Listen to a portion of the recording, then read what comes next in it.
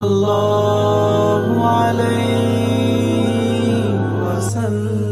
تمہارے بے شمار سجدے اور دعاؤں سے بھی کام نہ بن رہا ہو تو سنو، اللہ کا خاص اشارہ تمہارے لیے ہے۔ کبھی سوچا ہے جب ہم تہجد کے سجدوں میں گر گر کر آنسوؤں سے زمین بھگو کر بے شمار دعائیں کرتے ہیں اور پھر بھی ہماری دعا قبول نہیں ہوتی تو یہ آخر کیوں ہوتا ہے؟ کیا اللہ ہم سے ناراض ہے یا وہ ہمیں کسی اور منزل کے لیے تیار کر رہا ہے؟ ایک بزرگ کا قصہ ہے، وہ ہر رات اٹھتے، تہجد پڑھتے، سجدے میں گرتے اور رو رو کر کہتے، اے اللہ، میرا دل تجھ سے ملن چاہتا ہے، میری دعائیں قبول کر لے۔ سالوں بیت گئے، ان کی دعا ویسی کی ویسی رہی، لیکن ایک رات دل میں آواز آئی، تو یہ مت دیکھ کہ تیری دعا کب قبول ہوتی ہے، یہ دیکھ کہ تو ہر رات میرے در پر حاضر ہے، یہی تیرے لیے میری سب سے بڑی رحمت ہے۔ بھائیوں اور بہنوں، یاد رکھو، دعا کا نہ قبول ہونا بھی کبھی کبھی اللہ کی سب سے بڑی نعمت ہوتی ہے، کیونکہ جو تم مانگ رہے ہو وہ تمہارے حق میں نہیں، اور جو اللہ نے تمہارے لیے رکھا ہے وہ اس سے کہیں زیادہ بڑا ہے۔ کبھی کبھی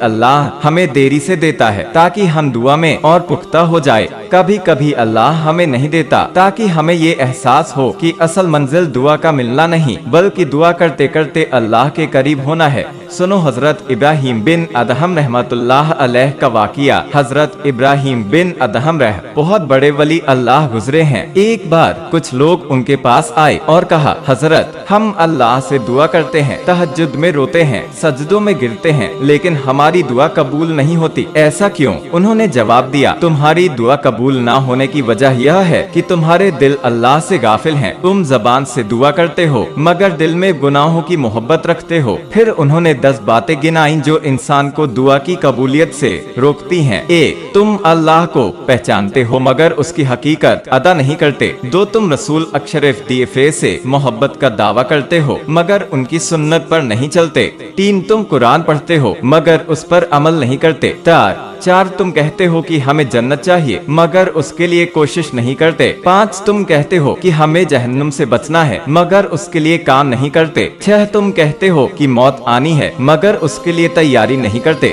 7، تم اللہ کی نعمت کھاتے ہو مگر اس کا شکر ادا نہیں کرتے۔ 8، تم کہتے ہو کہ شیطان دشمن ہے مگر اس سے دوستی رکھتے ہو۔ 9، تم کہتے ہو کہ قبر میں جانا ہے مگر اس کے لیے کچھ نہیں کرتے۔ 10، تم دوسروں کے گناہ دیکھتے ہو مگر اپنے گناہ بھول جاتے ہو۔ قرآن میں اللہ فرماتا ہے، ہو سکتا ہے کہ جو چیز تم کو پسند نہ ہو اس میں تمہارے لیے بھلائی ہو، اور جو چیز تم پسند کرتے ہو اس میں تمہارے لیے برائی ہو، اور اللہ جانتا ہے تم نہیں جانتے۔ حضرت علی رضی اللہ تعالیٰ عنہ نے فرمایا، جب تیری دعا دیر سے قبول ہو تو مایوس مت ہونا، کیونکہ اللہ جانتا ہے کیا تیرے لیے بہتر ہے اور کب بہتر ہے۔ سوچو وہ لمحے جب تم رات کی تنہائی میں روتے ہو، جب دنیا سو رہی ہوتی ہے اور تم سجدے میں اللہ سے بات کر رہے ہوتے ہو۔ کیا یہ کم ہے کہ اللہ تمہیں اپنے سامنے کھڑا کر رہا ہے؟ کیا یہ کم ہے کہ تیرے آنسوؤں کو فرشتے درج کر رہے ہیں؟ کیا یہ کم ہے کہ تیرا دل اللہ کے نام سے دھڑک رہا ہے؟ کبھی سجدے سے اٹھتے وقت سوچو، شاید اللہ کہہ رہا ہو، میرے بندے، میں تجھے اس سے بہتر دوں گا، صبر کر۔